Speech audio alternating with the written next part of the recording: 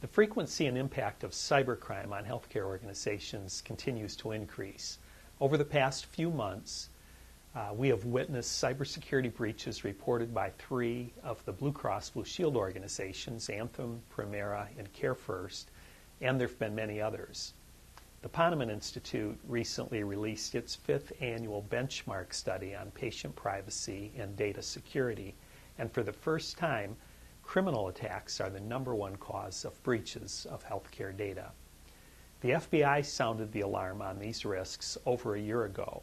In April 2014, they published a private industry notice stating that healthcare systems and medical devices are at risk for increased cyber intrusions for financial gain.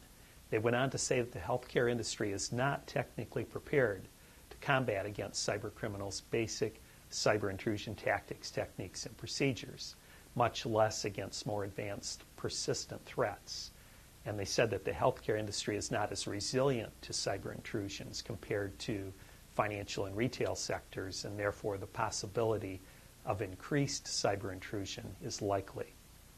Healthcare executives are rightly asking whether their own organizations are adequately prepared to protect against the attackers who are currently targeting healthcare. So how does a CIO or CISO answer that question?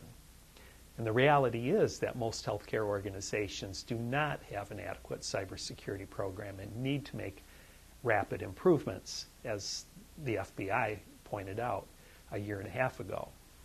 So this will require improvements and investments in resources, processes, and technologies to prevent and detect attacks and to adequately protect patient data.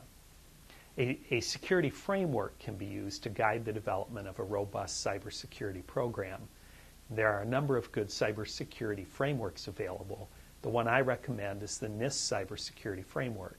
It was developed just over a year ago in response to an executive order from the President. You can learn more about the cybersecurity framework at nist.gov/cyberframework. I also recommend a paper from PwC called Why You Should Adopt the NIST Cybersecurity Framework, published in May of 2014. Implementing the cybersecurity framework will take some time. Even if your organization makes this a high priority, a strategic imperative, it will likely take 18 to 24 months to see significant improvements. And I think given the current threat environment, that's too long. So I want to make some more specific tactical recommendations that can support more rapid improvements. These 5 recommendations are based on the current tactics, techniques, and procedures of cyber criminals, and these recommendations are drawn partially from some recent threat reports, such as the Mandiant M-Trends 2015 threat report and the Verizon 2014 data breach investigation report. So the first of the 5 security controls I want to talk about is secure configuration.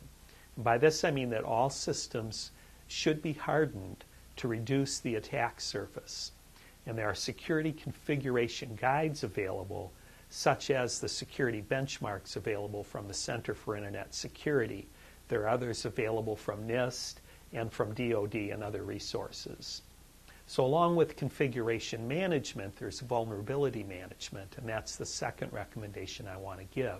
A primary technique of vulnerability management is to apply all security patches for all operating system and application vulnerabilities. Nearly all cyber attacks involve the exploitation of an application or operating system vulnerability, usually via malware. Managing these vulnerabilities by patching and by secure configuration makes it unlikely that malware can be installed and used against you in an attack. And then I want to talk about strong authentication, two-factor authentication. Nearly all cyber attacks involve the attacker obtaining and using the ID and password of an authorized user. Two-factor authentication effectively stops that attack vector, and two-factor authentication would have prevented most of the breaches that we hear about. So these 3 controls can improve the protection of data, but even so, protection is never perfect.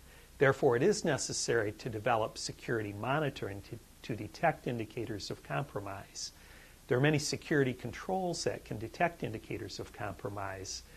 A security information and event monitoring system brings together the security logs from all these detection systems or sensors, and then mines that data for evidence of compromise. So implementation of a SIM with supporting staff and processes is essential.